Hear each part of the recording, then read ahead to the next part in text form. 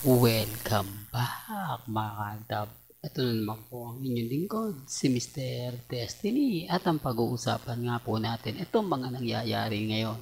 Nagaganap kay Alden Richards sa Itbulaga at sa mga taong, kumbaga, kritiko ni Mr. Destiny. Balikan ko lang po ito sa mga nagre-react po at mga nagko-komento.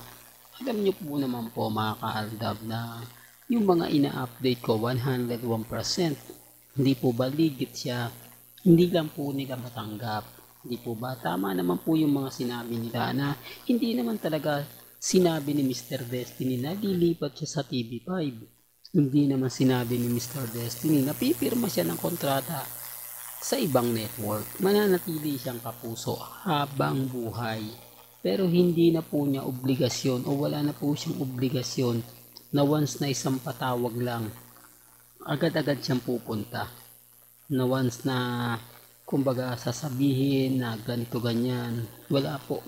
Yan ang patunay at ebidensya lang po at resibo na magpapatunay po na lahat po ng mga sinasabi ko mababasa nyo at makikita po sa mga social media, lalo na nga po sa Instagram, sa Twitter, sa Facebook, lahat po yan na andon. Lahat po yan legit po. Hindi po yan inedit, wala pong edit na nangyari. Lahat po ng mga nakita ninyo, nabasa ninyo, napakinggan ninyo, 101% po yun. Kaya nga sabi ko sa inyo, ako masaya po ako. Lalo na nga po na nararamdaman natin ang presensya ng Aldab Nation. Nararamdaman natin kung gaano nga po ba kalakas ang fandom ng Aldab.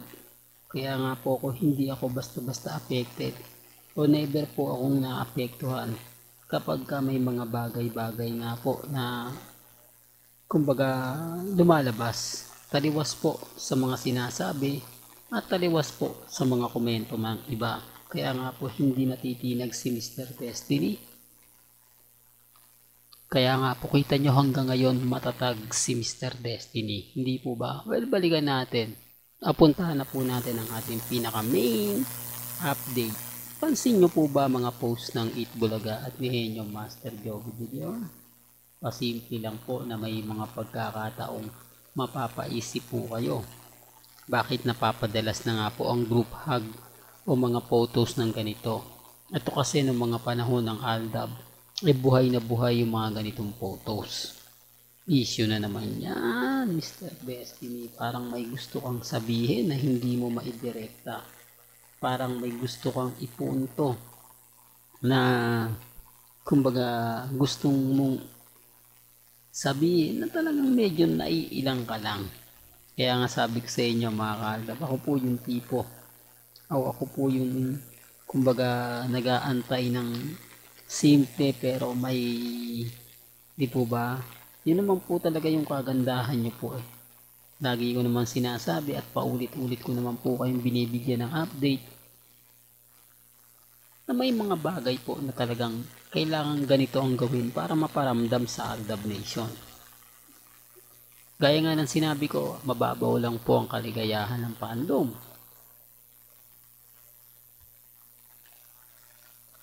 At alam po yan ng Itbulaga.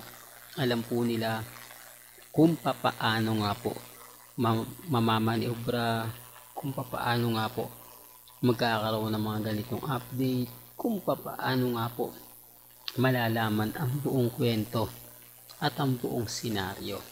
Hindi po ba? Hindi, real talk to. Kaya nga nagugulat na lang po ako dun sa mga taong nagsasabi ng fake news, nagsasabi ng ganito ganyan. Kasi ramdam mo ramdam mo na parang may mali.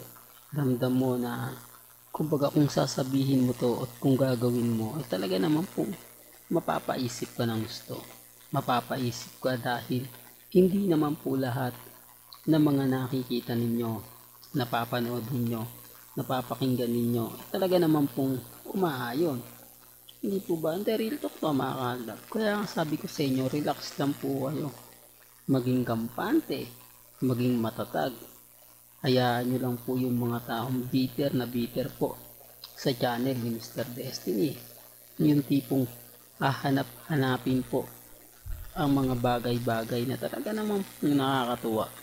At siyempre, nakakataba po ng puso. Di po ba? Kaya nga po si Mr. Destiny never po itong kumbaga nagpapatalo. Never po itong kumbaga nagpalabas ng mga bali-balita na talaga naman pong mararamdaman nyo at mapapanood at siyempre makikita.